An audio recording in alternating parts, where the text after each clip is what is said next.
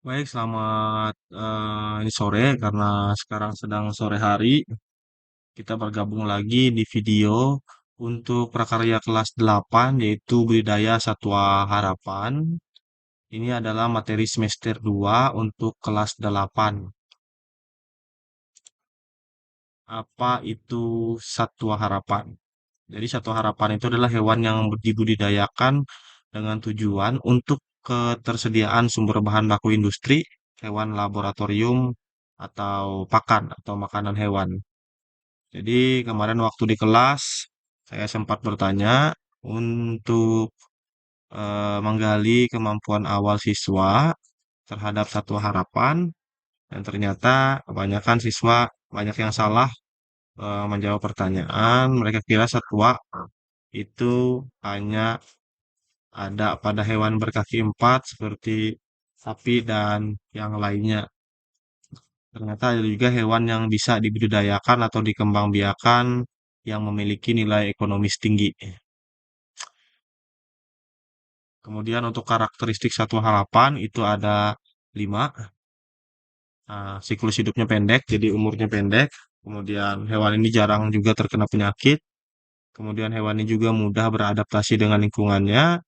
Kemudian juga hewan tersebut bisa beradaptasi dengan pakan yang diberikan dan juga harganya relatif murah. Untuk satwa harapan yang pertama yang bisa dibudidayakan karena memiliki nilai ekonomis tinggi dan juga dibudidayakan sebagai pakan ikan yaitu jangkrik.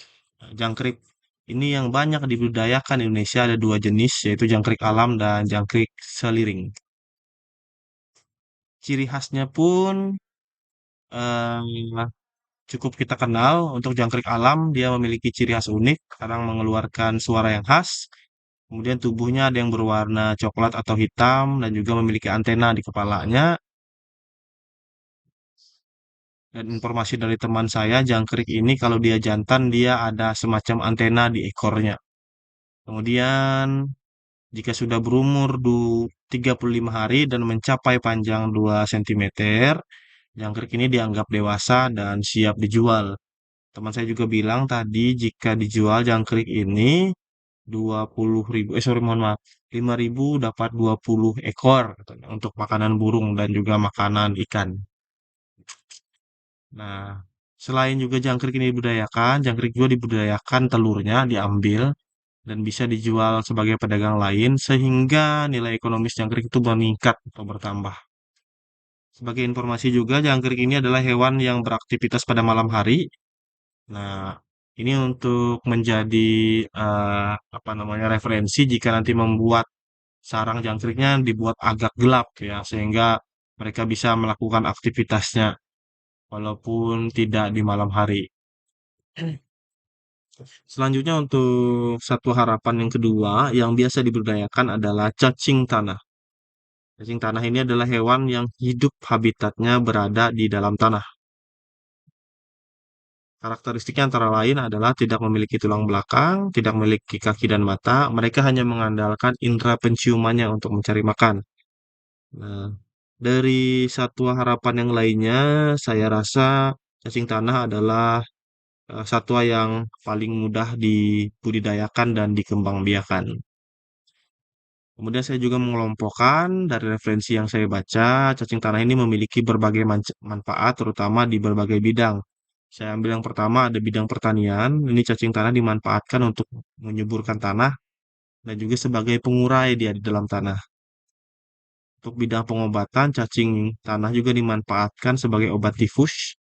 Untuk bidang perikanan, cacing tanah juga sering digunakan sebagai umpan pancing atau makanan ikan juga sering. Dan dalam bidang peternakan, ini cacing juga dimanfaatkan sebagai makanan dari unggas karena memiliki nilai gizi yang tinggi. Antara lain ada asam amino, glutamat, protein, karbohidrat, lemak, dan lain-lain. Nah, sampai di sini saja dulu untuk pembahasan jenis-jenis satu harapan. Masih ada dua lagi satu harapan yang akan kita bahas. Terima kasih sudah menonton videonya. Kita akan kembali di video selanjutnya untuk bagian yang kedua. Terima kasih.